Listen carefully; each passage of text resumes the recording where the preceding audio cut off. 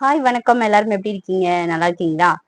நாம நம்மளோட வாழ்க்கையில வெற்றி பெறணும் அப்படின்னா அதுக்கு என்ன பண்ணணும்? நம்மளோட வாழ்க்கையில வெற்றி பெறணும் அப்படின்னா அதுக்கு நாம கரெக்டான ஒரு இலக்க நிர்ணயிக்கணும். அப்படி நாம நிர்ணயிச்ச இலக்க கரெக்டான ஒரு இலக்க நிர்ணயிக்கணும். அப்படி நாம நிர்ணயிச்ச இலக்க பாத்தீங்கன்னா கரெக்டா திட்டமிடணும். அதாவது எந்த மாதிரி நாம போனா நம்மளோட இலக்க சக்சஸ்ஃபுல்லா கொண்டு போக முடியும் அப்படின்னு சொல்லிட்டு கரெக்டா நாம திட்டமிடணும். திட்டமிட்டபடி நாம இந்த இலக்க எப்படி சக்சஸ்ஃபுல்லா கொண்டு போகணும் அப்படின்னு சொல்லிட்டு நாம ரொம்ப கடினமா உழைக்கணும். ரொம்ப புத்திசாலித்தனமாவும் நம்ம செயல்படணும். இந்த மாதிரி கடின உழைப்பும், புத்திசாலித்தனமும் நம்ம கிட்ட இருந்துச்சுன்னா, நாம எந்த ஒரு விஷயத்திலயும், எந்த ஒரு இலக்கையும் நாம திட்டமிட்டபடி நாம சக்சஸ்ஃபுல்லா கொண்டு போய் நம்மளோட வாழ்க்கையில நம்மளால ஜெயிக்க முடியும். இந்த மாதிரி எப்படி நாம எந்த மாதிரி நம்ம நம்மளோட வாழ்க்கையில வெற்றி பெறதுக்கு நாம திட்டமிடணும் அப்படின்னு சொல்லிட்டு கேட்டீங்கன்னா, அதுக்கு அழகான ஒரு கதை ஒண்ணு சொல்றேன். இந்த கதைய எல்லாரும் ஸ்கிப் பண்ணாம பாருங்க. கதையோட முடிவுல திட்டமிடுதலோட முக்கியத்துவம் என்ன அப்படிங்கிறது கண்டிப்பா உங்களுக்கு புரிய வரும். நீங்களும் உங்களோட வாழ்க்கையில திட்டமிடுதல் எந்த அளவுக்கு நம்ம கொண்டு போனா நம்மளோட வாழ்க்கையில வெற்றி பெற முடியும் அப்படிங்கிறத பத்தி நீங்களும் கண்டிப்பா புரிஞ்சுக்குவீங்க. அதுக்கு கதைய ஸ்கிப் பண்ணாம பாத்தீங்கன்னா தான் கதையோட விளக்கம் உங்களுக்கு கண்டிப்பா புரியும். இந்த கதை கண்டிப்பா உங்களுக்கு யூஸ்ஃபுல்லா இருக்கும் அப்படிங்கிறதுல எந்த மாற்றமும் கிடையாது. கதைக்குள்ள போறதுக்கு முன்னாடி இப்பதான் நம்மளோட சேனலுக்கு ஃபர்ஸ்ட் டைம் வாரீங்க அப்படின்னா நம்மளோட பிரியாசங்கர் தாட் சேனலை மறக்காம சப்ஸ்கிரைப் பண்ணி ஆல் கொடுத்து டன் கொடுங்க. அப்பதான் நோட்டிபிகேஷன் கரெக்டா உங்களுக்கு சேரும். சரிங்களா? வாங்க இப்போ கதைக்குள்ள போகலாம்.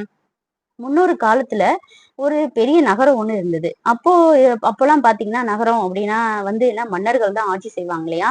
அது மாதிரி அந்த நகரத்துல ஒரு பெரிய சட்டம் ஒண்ணு இருந்தது. அது என்ன மாதிரியான சட்டம் அப்படின்னு பாத்தீங்கன்னா, அந்த நகரத்துல இருக்கிற எந்த நபர் வேணாலும் அந்த நகரத்தோட மன்னர் ஆகலாம். நகரத்துக்கு மன்னர் ஆகிற யாரு ஒருத்தருமே 5 ஆண்டுகள் வரைக்கும் தான் அவங்களுக்கு அந்த மன்னருக்கான நிபந்தனை. அந்த மன்னருக்கான கால நிபந்தனை 5 ஆண்டுகள். இந்த 5 ஆண்டுகளோட முடிவுல பாத்தீங்கன்னா, அந்த நகரத்துல இருக்கிற ஒரு ஆற்றுக்கு அக்கறையில ஒரு பெரிய காடு ஒண்ணு இருக்கு. அந்த காட்டுல போய் அந்த மன்னரை விட்டுருவாங்களாம். அந்த காடு எந்த மாதிரியானதுன்னு பாத்தீங்கன்னா, மிகப்பெரிய கொடூரமான மிருகங்கள் வசிக்கக்கூடிய ஒரு மிகப்பெரிய காடு. அந்த காட்டுல கொண்டு போய் எப்படா யாரும் வருவாங்க, அடிச்சு சாப்பிடுற அளவுக்கு ரொம்ப கொடூரமா காத்துக்கிட்டு இருக்குமா அங்க உள்ள விலங்குகள். அந்த மாதிரியான ஒரு இடத்துல போய் அந்த காட்டுல போய் அந்த மன்னரை விட்டுருவாங்களாம். இதனால இந்த மாதிரியான ஒரு சட்டம் இருந்ததுனால அந்த நாட்டுல இருக்கிற மக்கள் எல்லாருமே பயந்துட்டு யாராவது 5 ஆண்டுக்கு அப்புறம் சாகுறதுக்கு ரெடியா இருப்பாங்களா? இந்த ஒரு சட்டத்துக்கு பயந்துட்டு யாருமே பாத்தீங்கன்னா அந்த நாட்டுக்கு யாருமே மன்னர் ஆகல. அந்த அரியணை காலியாவே தான் இருந்துச்சாம். சிலர் என்ன நினைச்சாங்க அப்படின்னா, நாம எப்படியும் சாகத்தான் போறோம். அதுக்கு நம்ம அரியணையில ஏறி நம்ம ஒரு மன்னராவே சாகலாமே அப்படின்னு முடிவு பண்ணிட்டு சிலர் மன்னர் ஆகுவாங்களாம். அவங்களும் சில அந்த 5 ஆண்டு முடியறதுக்கு முன்னாடியே 1 வருஷம் 2 வருஷத்திலேயே மாரடைப்பால இறந்து போயிருவாங்களாம். இது மாதிரியே போயிட்டு இருந்தப்போ இதே மாதிரி ஒரு மன்னர் நானும் ஆட்சிய அமைக்கிறேன்னு சொல்லிட்டு ஆட்சி அமைச்சு 5 ஆண்டுகள் முடிஞ்சு அடுத்த நாள் 5 ஆண்டோட முடிவுல வந்துட்டாரு. அவரை இந்த நாட்டு மக்கள் எல்லாமே காட்டுக்கு வழி அனுப்புறதுக்காக திரண்டு நின்னாங்களாம்.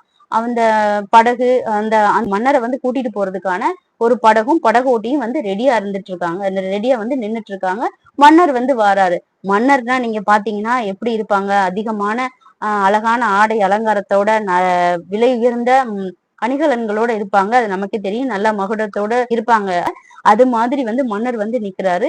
அவரை பார்த்த உடனேயே மன்னரை பார்த்த உடனே நாட்டுல இருக்கிற மக்கள் எல்லாமே ரொம்ப ஷாக் ஆகி பாக்குறாங்க. இன்னும் 1/2 மணி நேரத்துல சாக போறான். இதுக்கு இவ்ளோ பெரிய அலங்காரம் எதுக்கு அப்படின்னு சொல்லிட்டு எல்லாரும் பாத்துட்டு இருக்காங்க. உடனே டக்குன்னு மன்னர் பாக்குறாரு. தான் போக போற படகை பார்த்த உடனே அவருக்கு கோவம் வந்துருச்சு. இதெல்லாம் மன்னர் போற படகா? இவ்வளவு சாதாரணமா படகை வச்சிருக்கீங்க அப்படின்னு சொல்லிட்டு கோவப்படுறாரு. உடனே எனக்கு அழகான ஒரு படகு எடுத்துட்டு வாங்க. நான் என்ன நின்னுக்கிட்டே போவேனா? எனக்கு ஒரு அரியணை எடுத்துட்டு வாங்க நான் உட்கார்ந்து போறதுக்கு அப்படின்னு சொல்லிட்டு சொன்னோனே, மன்னரோட கட்டளைகள் டக்குன்னு செய்யறதுக்கு ஆள்கள் இருப்பாங்க இல்லையா? மன்னரோட கட்டளைகள் பறந்தோனே மக்க அங்க இருக்கிற வேலை செய்யற எல்லாரும் பறக்குறாங்க.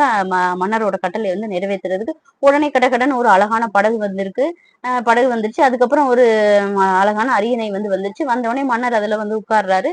நாட்டு மக்கள் எல்லாரும் வழி அனுப்பி கையசைக்கிறாங்க. மன்னர் கையசைச்சு கையசைச்சுட்டு கிளம்புறாரு. ரொம்ப அந்த அவருடைய படகு ரொம்ப தண்ணி கிழிச்சிட்டு ரொம்ப ஃபாஸ்டா போகுது. படகுல போயிட்டு இருக்கும்போது மன்னர் சந்தோஷமா கையசைச்சுட்டு மக்களுக்கு கையசைச்சுட்டு போறாரு. இதை பார்த்துக்கிட்டே இருந்த படகோட்டிக்கு ஆச்சரியம் தாங்க முடியல. என்னடா அது, ஏன் அவனுக்கு அந்த ஆச்சரியம் அப்படின்னு பாத்தீங்கன்னா 5 ஆண்டு முடிவுல வந்து பாத்தீங்கன்னா அங்க வர்ற மன்னர்கள் எல்லாருமே வந்து ரொம்ப அழுதுகிட்டும் புலம்பிக்கிட்டும் எதையாவது ஒண்ணு சொல்லிக்கிட்டு வருவாங்க. ஆனா இவர் மட்டும் எப்படி சிரிச்சுக்கிட்டே வராருன்னு சொல்லிட்டு அவனுக்கு ஒரே ஆச்சரியம். என்னடா இதுன்னு சொல்லிட்டு அவன் கேட்டுட்டான். மன்னரே, நாம எங்க போறோம்னு உங்களுக்கு தெரியுமா அப்படின்னு சொல்லிட்டு வந்து மன்னர்கிட்ட வந்து கேக்குறான் அந்த படகோட்டி. அதுக்கு மன்னர் சொல்றாரு, நாம காட்டுக்கு போறோம் அப்படின்னு சொல்லிட்டு மன்னர் வந்து சொல்றாரு. போனவங்க யாரும் திரும்பி வர்றது இல்ல, அது உங்களுக்கு தெரியுமா அப்படின்னு சொல்லிட்டு வந்து கேக்குறான் படகோட்டி. கண்டிப்பா தெரியுமே, நான் வந்து மன்னர் வந்து சொல்றாரு. உடனே அப்படியா, அப்ப ஏன் நீங்க வந்து இவ்வளவு சந்தோஷமா இருக்கீங்க அப்படின்னு சொல்லிட்டு படகோட்டி வந்து மன்னர் கிட்ட கேக்குறான். உடனே மன்னர் சொல்றாரு, மன்னர் வந்து சொல்றத எல்லாரும் கவனமா கேளுங்க. மன்னர் வந்து சொல்றாரு, நான் பதவியேற்ற ஓராண்டு முடிவிலேயே, அதாவது ஒரு ஆண்டு முடிஞ்சதுக்கு அப்புறம் அந்த ஓராண்டு முடிவு இருக்கு பாத்தீங்கன்னா, அப்போ 1000 வேட்டைக்காரர்களை நான் வந்து காட்டுக்கு அனுப்புனேன். அப்ப அந்த 1000 வேட்டைக்காரர்களும் காட்டுல இருக்கிற கொடூரமான விலங்குகள் எல்லாத்தையும் வந்து வேட்டையாடி வந்து கொன்னுட்டாங்க. 2வது வருஷத்தோடைய அதாவது 2வது வருடத்தோட முடிவுல வந்து நான் 1000 விவசாயிகளை காட்டுக்கு அனுப்புனேன். அவங்க வந்து காட்டை திருத்தி நிறைய விளைநிலங்கள்லாம் வந்து உருவாக்கி அங்க நிறைய காய்கறிகள், கனிகள், பழங்கள் எல்லாத்தையும் வந்து விளைவிச்சு அதை ஒரு நல்ல பூமியா வந்து மாத்திட்டாங்க. 3வது ஆண்டு முடிவுல வந்து நான் 1000 கட்டட வல்லுநர்களையும் தொழிலாளர்களையும் வந்து அனுப்புனேன். அவங்க அங்க நிறைய கட்டடங்களையும் நிறைய வீடுகளையும் வந்து கட்டியிருக்காங்க. அதுக்கப்புறம் பாத்தீங்கன்னா 4வது ஆண்டு முடிவுல வந்து நான் நிறைய 1000 அரசு அதிகாரிகளை நான் அனுப்புனேன். அவங்க எல்லாருமே வந்து சட்டம் ஒழுங்கை சீர்படுத்தி அத வந்து ஒரு அழகான ஒரு நகரமா வந்து மாத்திட்டாங்க. நிறைய அரண்மனைகள் இது மாதிரி அழகான ஒரு நகரமா வந்து மாத்திட்டாங்க அப்படின்னு வந்து சொன்னாராம். இப்போ வந்து இந்த 5ஆண்டு முடிவுல வந்து பாத்தீங்கன்னா அந்த 4000 அவர் அனுப்புன இந்த 4 வருஷத்துல இருக்கிற அந்த 4000 பேருமே தன்னோட குடும்பம், மனைவி எல்லாருமா வந்து சொந்த பந்தமா வந்து எல்லாரும் அங்க வாழ ஆரம்பிச்சுட்டாங்க. இப்ப நான் வந்து சாக போகல, வாழ போறேன், அதுவும் அரசனா வாழ போறேன் அப்படின்னு வந்து சொன்னாராம் சார். புரிஞ்சிருக்கும்னு நினைக்கிறேன். திட்டமிடுதல் எந்த அளவுக்கு முக்கியம் அப்படின்னு நீங்க வந்து கத்துட்டு இருப்பீங்க அப்படின்னு நானும் நம்புறேன். இதுல மன்னரோட வெற்றிக்கு காரணம் என்ன அப்படின்னு பாத்தீங்கன்னா அதுல நிறைய காரணங்கள் இருக்கு மன்னனோட வெற்றிக்கு. அதுல 2 விஷயத்த பத்தி மட்டும் இப்ப நம்ம பார்ப்போம். ஒண்ணு என்ன அப்படின்னு பாத்தீங்கன்னா நாம வந்து 5 ஆண்டுகளோட முடிவுல நாம வாழணும், அதுவும் மன்னனாதான் வாழணும் அப்படின்னு அவர் எடுத்த முடிவு. 2வது விஷயம் என்ன அப்படின்னு பாத்தீங்கன்னா அவர் எடுத்த அந்த இலக்க, அதாவது மன்னனா வாழணும் அப்படின்னு அவரோட இலக்குக்கு அவரு கடின உழைப்போடையும் புத்திசாலித்தனத்தோடையும் செயல்பட்டது. அதே மாதிரி நீங்களும் உங்களோட வாழ்க்கையில வெற்றி பெறணும் அப்படின்னா ஒரு இலக்கை நிர்ணயிச்சு அந்த இலக்கை எந்த அளவுக்கு சக்சஸ்ஃபுல்லா கொண்டு போகணும்னு திட்டமிடுங்க. திட்டமிட்டு அதுக்கேத்த மாதிரி கடினமாகவும் புத்திசாலித்தனமாகவும் செயல்பட்டு உங்களோட வாழ்க்கையிலையும் வெற்றியை பரிசா கொண்டு வருவீங்க அப்படின்னு நானும் நம்புறேன். இந்த வீடியோ உங்களுக்கு பிடிச்சிருந்ததுன்னா லைக் பண்ணுங்க, ஷேர் பண்ணுங்க, மறக்காம சப்ஸ்கிரைப் பண்ணுங்க. பாய்.